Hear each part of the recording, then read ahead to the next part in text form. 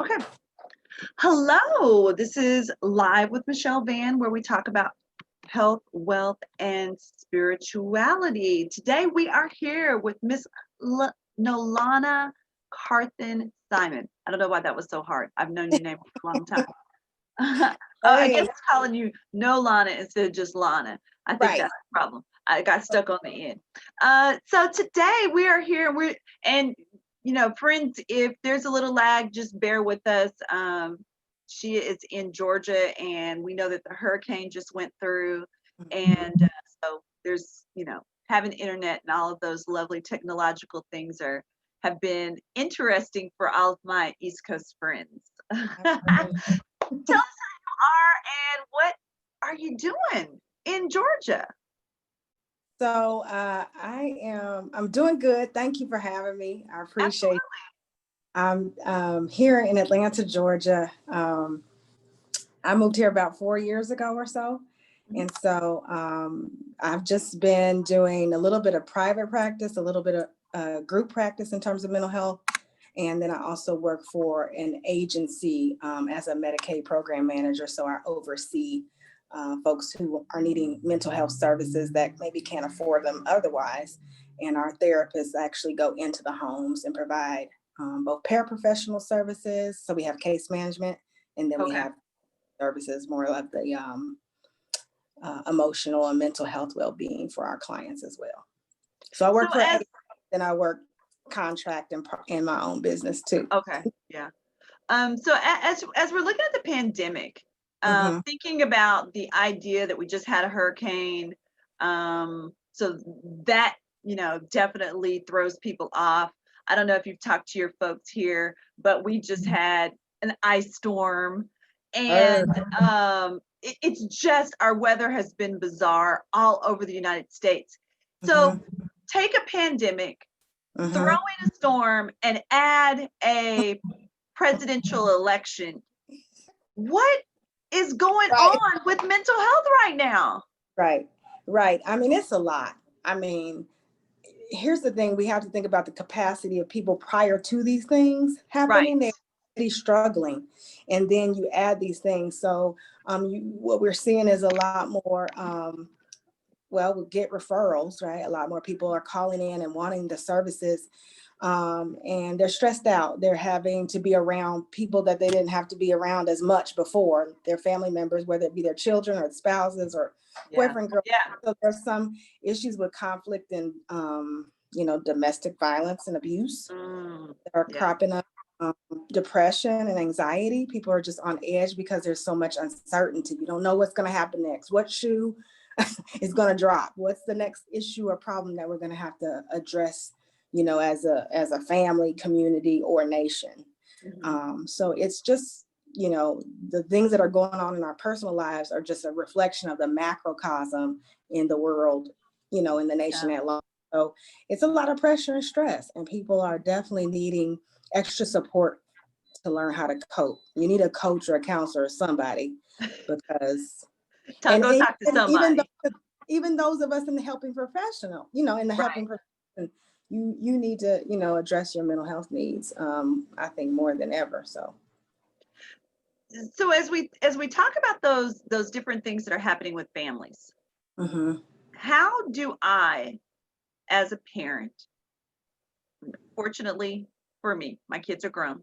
Mm-hmm. But if I was that parent that all of a sudden now my kid is at home, my Mm-hmm. I'm working from home. We're all working from home. Right. How do I help my kid process through that? And then how do I what are things that I could be doing even for myself Right. so that we can get used to this different spacing thing that we've got going on? Yes, that's a good. So you're talking about proximity, Right. proximity matters It because, does. and that's why some of the project stuff went awry. You're too close and living on top of each other, right? Mhm. But so one of the things that's going to help that helps children, even adults, is a schedule. Is Mm. really having a set schedule to plan out everything, because routine can equal a sense of security and confidence for children. So they need to be, eating, sleeping and doing work at a certain time during the day and evening. So that's the first thing. But also having outlets that are going to, address some of their emotional frustration. You're online all the time, so you need to be away from the screen. So doing outdoor activities and building them into the schedule is just as important as getting their, homework and their on time, their online class time in. Yeah. I think that's one of those things that we forget about. I was on a mental health forum the other day, and I was talking about how, we've gotten away from things like coloring, and there's so many things that are connected Simple. with those skills, those fine motor skills, and being able to connect to our cognitive abilities, and to be able to have an outlet. Because I think you're right, we have so much screen time until saying go watch TV just increases that. It's not an outlet now. Right. And think about what we're seeing on TV for the most part. It's news and destruction. Right. So that's not a good thing. We just need to think about aspects of self-care, not just for the children, but for the parents as well. Like, are you going to take a walk? Are you exercising? How are you eating? Because your diet matters. And how I always think of three things: body, mind, spirit. Right. So you're kind of hitting at least one thing on each of those areas. You're going to give yourself a little bit more of advantage to be able to handle the stress and pressures of, this new way of doing life and work and school. Tell us a little bit more about how important nutrition is. Yeah. So you are what you eat. You heard that saying before, right? So whatever you're putting in your body is kind of the way you're fueling yourself to be able to take on or be productive or whatever. So your fruits and vegetables and your drinking water, that's going to matter how you're able to carry out your day. It's just like a car. If you got to put a certain type of gas in that car in order for it to work efficiently and go far, right? So the same is true for our bodies. If you put junk in it, it's going to tire out more easily or malfunction in some way. And, you got diseases because you're diseased, you're distressed. Putting things in it that are helpful. So it matters tremendously. Too much sugar, our kids will be bouncing off the wall. Oh, Lord. Right? So, and have you ever given up something and then you take that again and you're like, it almost feels like you're taking a drug. So it's important to, kind of get away from toxins and, some of the processed foods that we have. So that our bodies can function. Our mental capacity there's more clarity the better we eat. Right. So we can make healthy decisions, not just for work or school, but, even relationally. So. We've been having a rash, I guess, if you will, of suicides. Where do you kind of see? I mean, I know that some of it is, people have been kind of sequestered to their homes. Yeah. But what kind of happens in a time like this? So a lot of times it's isolation, right? You're not interacting in a social manner as much as you were before because of, literal health restrictions and risk that are higher. So people are isolating. They're also, how you think matters. So what you're meditating on and focusing on, if you're watching the news 24/7, it can cause some depression. And lack of activity also will fluctuate and impact your hormones. So things like serotonin and dopamine, they can get a little off or quirky if you're not being active or eating right and all those things. So it makes you more susceptible to some of the negative outcomes of depression. So that's some of what, will explain the level of hopelessness or desperation that people can get to during these times. And they're not connected, they're not plugged in, because there's a lot of, there's ways that you can still plug in without having to be in physical proximity with a lot of people. But just even getting out and getting, sunshine daily. I mean, things like that matter. again, with the serotonin levels, it's impacted by vitamin D, and that's the sun and things like Right. that. So, but yeah, the suicide rate being increased, people don't know the resources too that are available right now. Yeah. A lot of the insurance companies are waiving copays in some Okay. states. And Okay. so, like for example, Blue Cross and Blue Shield waive copay fees until the end of December for many of their clients or for many Okay. of their consumers. So, a lot of times people don't know that you could be getting services free because of the pandemic. Okay. Worry about that copay, where at other times you may have thought that cost may be a barrier to you getting that. So a lot of times the suicides are happening because people are not connected. They don't know their resources, and then they're isolating and not taking care of themselves, and they get to a desperate place where they can't see any way out of Right. the. And so it's important to check on folks too. You know. That's good. That's You good. know, and even and it's not so much the person that you haven't heard from. I mean, of course, do that.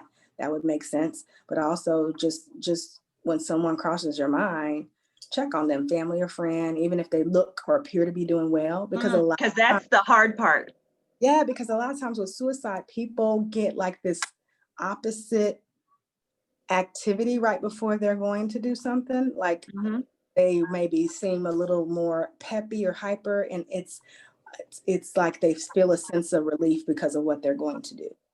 Mm. Oh, it's like their version of hope, and it's of course um, sad to think about that people um, get to that point where they feel like that's their only escape or way out Right. of the stress and strain of life. So you got to check on people regardless of what they appear to be presenting to us as. Yeah. And I think that becomes so key, because I think a lot of times we are taught to, suck it up, buttercup, just get, pull it up and look like you're okay, and just Yeah. all of these sayings that we have in the world, that are contrary to us really getting help and connecting with the help that we probably should be. Right. But I also think that you brought up a great point about checking with your insurance, because I don't know that I had heard that. Mm-hmm. So there is and probably an option that Mm-hmm. people can be looking at with their insurance to say, hey, are you waiving copays? Are you providing, is there some level of mental health services that I could be getting for free? Correct. Yeah, absolutely. And then a lot of people don't know, even outside the pandemic, there are providers that take sliding scale fee. You don't have to have insurance, and they'll take it based on your income and house and family household size. So Okay. So we need to be seeking services. We need to be giving our friends and neighbors a call and saying, hey, and not just taking the surface answer, because the surface answer is, oh girl, I'm good. yes, I'm fine. I'm good. How are you? So yeah, dig deep, a little deeper with folks. As you start to look at mental health, and I know that you kind of give us a little bit of your background. Why did mental health, why did you choose that? Yeah. So, okay. So I grew up in Wichita and went to Southeast High School, go Buffs. My first interest in psychology started as a junior in high school. I took a class with a guy named Steve Wentz, and Oh, we all know Steve. and so I just became interested because I thought I was going to be a lawyer, but I just became interested in why do people do this? Why do people act like that? Or why do you feel that way? And where did that come from? So the curiosity of it. And I, went and studied at Clark Atlanta, majored in psychology, and then found out that pretty much if you get a bachelor's degree in psychology, that's too general to do anything Okay. with it. I'd done some research um, while I was an undergrad. And so that, took me to grad school. And then I started studying I did my master's at Northwestern in Illinois. And that kind of got me interested in family systems and couples work. Mhm. And so graduated in 2000 with my master's. And at that time we were doing practicum, of course, during graduate school. And that's where I found that my niche is really with couples. And so it just, and everybody else didn't want to work with couples. It was like, that's too much. I just want to talk to one person at a time. How are you dealing with two people? But it's just my passion. So I got licensed in 2008. And so I've been literally practicing mental health and or education Right. over 20 years now. So, but yeah, it started with my little interest and curiosity and a great teacher in high school. And what a credit to public education in the Absolutely. sense that, this was the thing that sparked Mhm. your interest and your curiosity to go and study something at a HBCU to Absolutely. then be able to make that your career. What a phenomenal thing. Yeah, it's pretty cool. And I had a great culture shock going to HBCU coming from Southeast.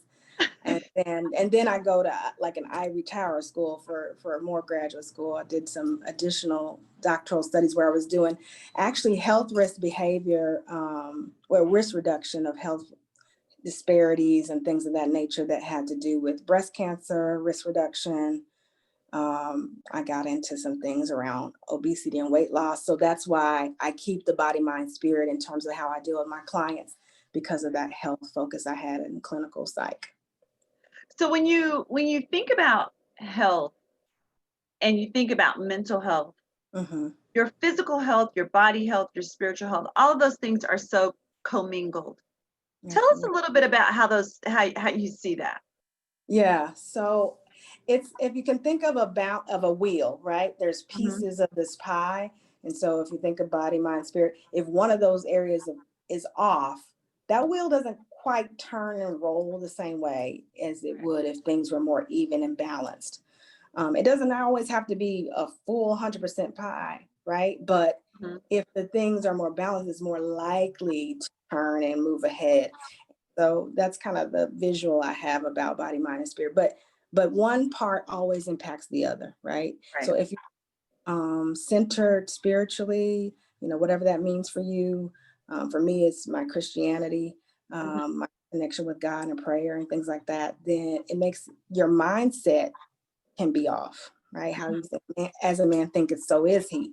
Right. So how you're feeling, how you thinking affects how you're feeling, and then how you feel will impact some of your actions.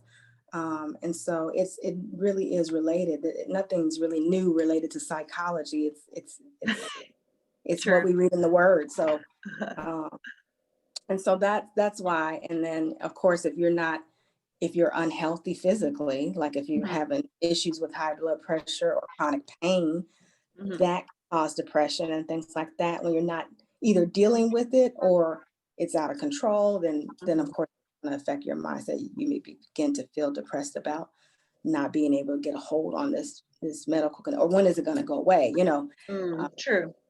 so definitely just knowing that you need support in those things. And you don't have to be crazy to go to therapy. You could literally be having chronic back pain that's causing some depression, right? I'm And glad you brought that up. yeah, you're not crazy. You just need extra support to deal with this, because none of us were meant to handle life all by ourselves. Right. So getting a coach, so if that makes people, really understand a little bit better. Like, for example, LeBron James, our greats, right? Michael Jordan, Right. Kobe Bryant, they all needed a coach to help them improve or sustain or maintain their excellence. Right. You don't have to be horrible off and about to go crazy or hearing voices or anything of that nature.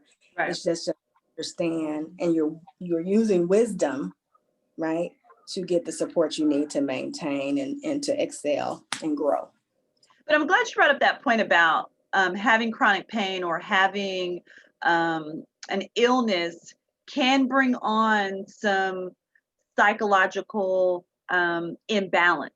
So there can be some psychosis that happens because I've got a physical ailment, I've got a pain, I've got something that is going on in my physicality Right. that is making my mind think things that I probably wouldn't have been thinking. Right. I mean, anytime physical pain, let's be real. Some of us we think about our own uh, mortality. You're Right. thinking it's gonna be, is this or is that cancer? So some people can begin to worry and get anxious. So Mhm. anxiety is also a common cousin to depression, actually. One is just, internalized more, than the other, whereas anxiety may have some other physiological symptoms with it, like heart palpitations or sweaty palms, but it's, based in fear. What are Right. you doing with your fears? So let's talk a little bit about, fear and anxiety. Uh-huh. Sometimes we have to journal. Absolutely. Yes. Sometimes we have to write down, what is going on inside of us so that one, we get it out, and two, when we're going to a therapist or we're going to a coach, we can Mhm. take that with us to be able to say, hey, this is what I was thinking. This is what was going on. This was what was, boiling up. Yes. But because I can write it down, then I can get it out. Yeah. Tell us a little bit how you see that and how that kind of formulated where you're writing. Yeah. So it basically is a form of catharsis. Like, talk therapy is one way to get everything that you're thinking and feeling out in the open. But the writing is another, and we learn differently, we process differently. So writing is just another way to kind of freely associate our thoughts and feelings and make sense of things. It's a healing. It's a type of Mhm. healing that you can do with writing. And for me, it was it's interesting. Okay, I just had an aha moment right now. So I was in a bad car accident where I broke my wrist, my right Right, dominant hand. And that's actually when I started writing. Of all times when you want to start writing, right when you have your broken hand, right? But it was cathartic to me to kind of, at that time I was forced to not be working. Like I had mhm, to sit because I couldn't drive. And so I began to reflect, and right, the life and some things that had happened in my life. So for me, it was exactly that. It was just time to be still and to pour out. And I thought, I'm not going to be pitiful about things, but I hope that something that I'm feeling and thinking may help somebody else right, process their own stuff. mhm. So that's kind of where it came from, just my own need to heal and think about where I've been and where I am, and then where I'd like to go. So tell us about your book. So the book, Reflections and Revelations, it's a whole bunch of like aha nuggets and moments Mhm, that relate to hurt, pain, grief, and loss, like mhm. okay, um, parenting woes because I have two teenagers. Lord So it's a little Jesus. bit of right. So it's a little bit of literally my own personal journey, but then I'm asking the reader to go there with me and to think about their, Mm, okay, have you been married and have you thought about this, and have you struggled with this, and where are you with decision making, in terms of making snap decisions when you're emotional? Where can I right. lead you? And goal setting, things like Mhm, that. Sometimes we're doing mediocre or average things, mhm. uh, or setting on our past laurels or accomplishments, and True. not getting ahead about, okay, what's next for me?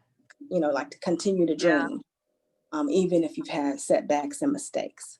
So that was kind of, I wanted people to think about, okay, maybe you're not ready for therapy, but you need to start processing some things. And then, like you Mhm, said, even if you're in therapy, you can use it as a supplemental tool mhm. to help the therapist help you. Right. Yeah, So, how long, in your process of writing to create this book, kind of how long did it take you? that's a good question. I'm trying to think. I think I began to, so I had the injury in July of 2017. Mhm.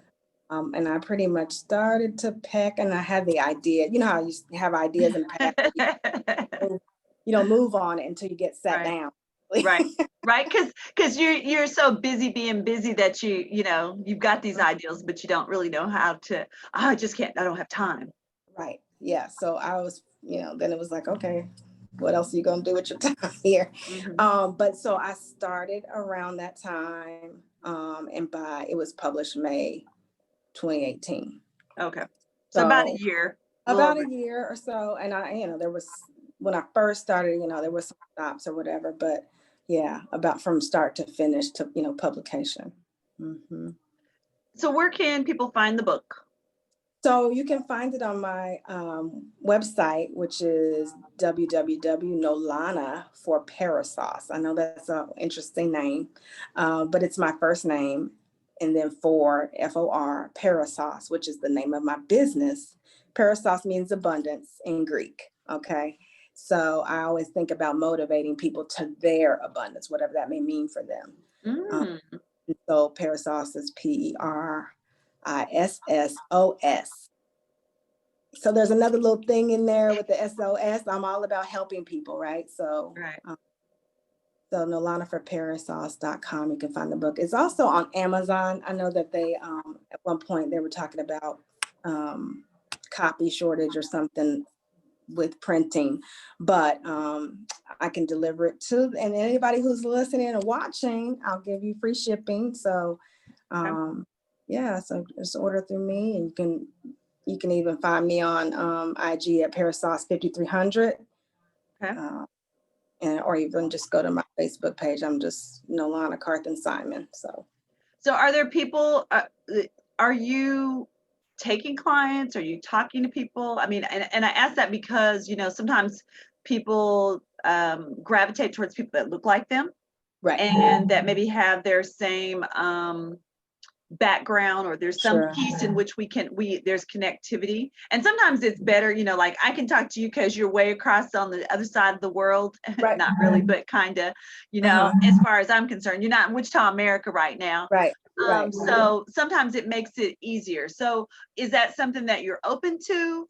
Yeah. So I am licensed in Kansas and also in Georgia. Okay. Licensed in Illinois too, but I don't actively see people. So after the first of the year, I'll probably be accepting clients virtually from Kansas. But yeah, right now, a lot of us are practicing virtually because of the pandemic, not necessarily doing face-to-face. After the new year, probably seeing my couples more face-to-face, because it's something about that interpersonal dynamic in the office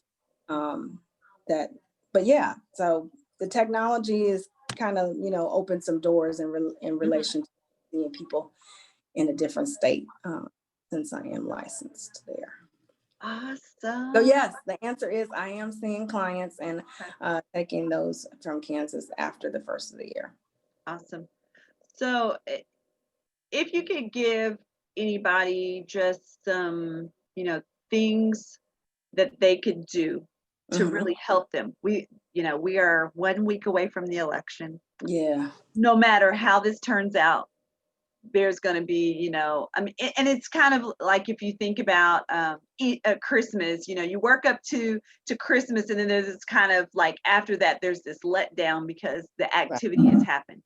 So you've had all of these people that have been working up to the election, that have been, doing these get out to votes, and then once the election is over, it's kind of dog, what do I do now? Yeah. That letdown piece, that I'm done now, what am I supposed to do with my time? So what are some things that we can kind of give, that you could give, some advice that you would give people, or tips that you could give them as they get past this next couple of weeks? How do we debrief after that election period? Well, okay, so I'm going to say keep a routine again, right? Because even though things may seem unstable around you, no matter what the outcome, you need to keep yourself centered and stable. So if that, connect to your friends and family, even if it's through Zoom, or what you, phone calls, FaceTime, get yourself out and about, so address your self-care needs, whatever that means. If that's music for you, for me, it's music, dance, and I like to do hip hop, my little aerobic stuff. So whatever it is that makes you feel authentically you, do that. Okay. And then I would say also keep dialogue open, in reference to how you're feeling, how you're thinking. Get yourself a counselor if you don't already have one. Might be a good idea to do a detox from Yeah. social media for a bit. Yeah, absolutely. Don't overdo the news, and you know, the social media, because that can, you know, pull you in ways that are not healthy for you. So limit that time, not only for yourself, but especially for the kiddos. Mhm. So those would be my main couple of things that I would suggest. Absolutely. Thank you, Nolanna. I appreciate you Yeah. taking time. I know that it's been, Oh, again, the weather has been bizarre, and looks like the sun is shining there now. yes, it is. And it's shining here too now. So we Good. got rid of the snow and y'all got rid of the hurricane. So Right. we plan to have a good weekend. But as Yes.